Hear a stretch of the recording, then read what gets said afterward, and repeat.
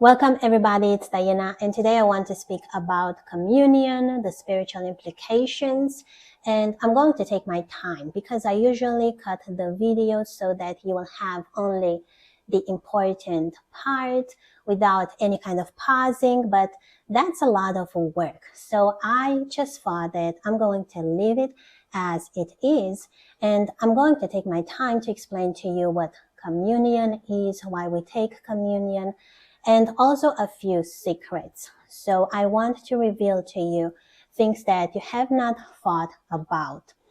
And let's start with Genesis chapter 2, verse 17. It says, "But you must not eat from the tree of the knowledge of good and evil.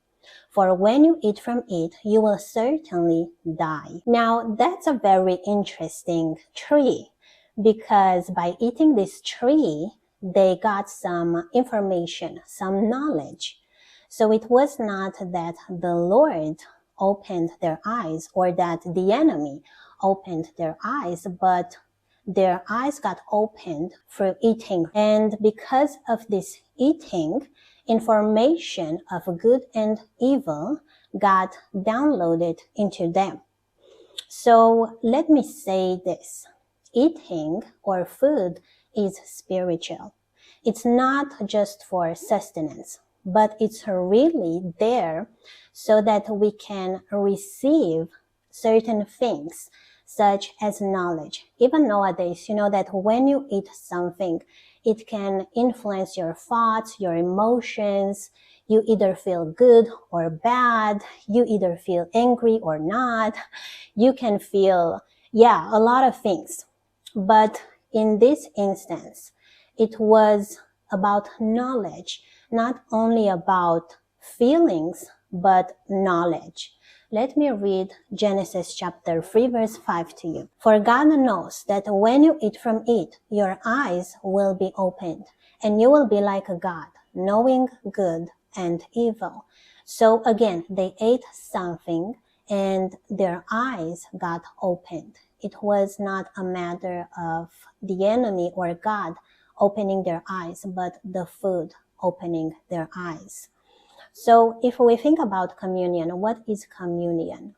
Communion is a joining together. You create bonds and you create soul ties. Soul ties are created by food, by means of food. And when you create soul ties, you can control each other. Consider sorcery.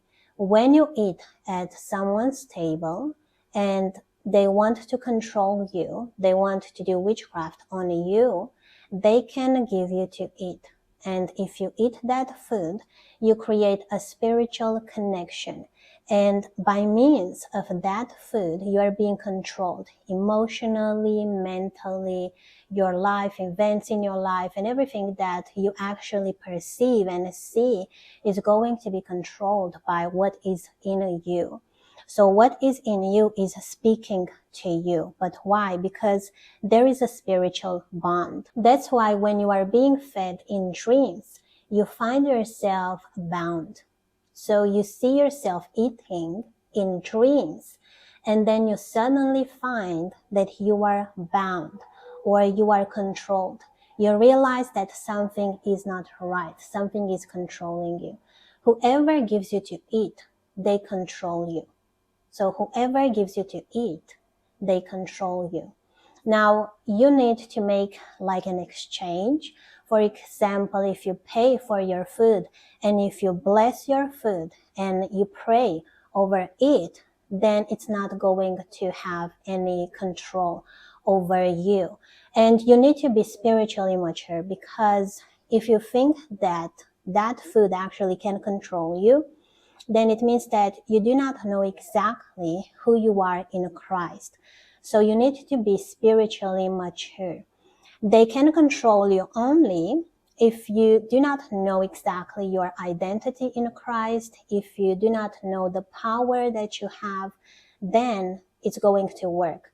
But if you know exactly who you are in Christ, even if they try, it's going to fail, because even if that food is given to idols and to demons, it's not going to overpower you because the one who is in you is greater. But you need to have this revelation of the greater that is in you. Now, let's speak about Daniel. That's a great example. Daniel and his friends, they already got new names, right? So they already stepped into an identity because names give you an identity. Let me read to you Daniel chapter 1 verse 8. But Daniel was determined not to defile himself by eating the food and the wine given to them by the king. He asked the chief of staff for permission not to eat these unacceptable foods. Why unacceptable foods? Because these foods were given to idols, to demons. And whoever gives you food, they control you. So they already got those names, those Babylonian names. Now, if they also got the food from the king, if they had accepted, they would be under total control because whoever names you controls you. But also whoever gives you food, they control you by means of food. So by Daniel rejecting the food, he was rejecting the idols or the demons of the king, because the king wanted to download information and those spirits by means of food into them. So that's the same way with sorcery. Now, when they give you food, they download information into you. And not only, but spirits. You suddenly find that you are bound and you do not know why. It's because of what you ate.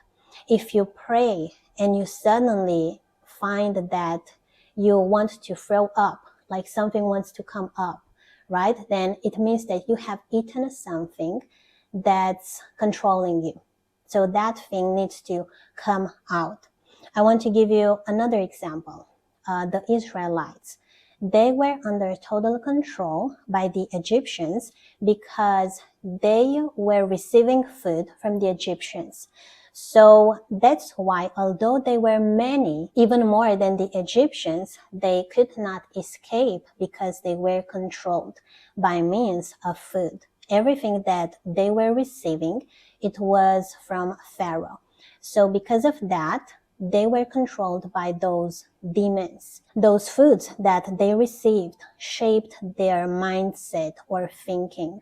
That's why when they got out and they were in wilderness, they were thinking like, were there not enough graves back in Egypt? Now, I'm also being reminded that the Israelites received manna in the wilderness. So they were a product of manna. The children were a product of manna. They were not controlled or manipulated emotionally and mentally by the spirits of the Egyptians or by the demons, by the gods of the Egyptians, because they were eating the bread of angels. But if we look at the Israelites who were adults, they were a product of Egyptian food. So their mentality, their thoughts, their patterns in their minds were different. So they were controlled by those spirits because they had that mindset of slavery.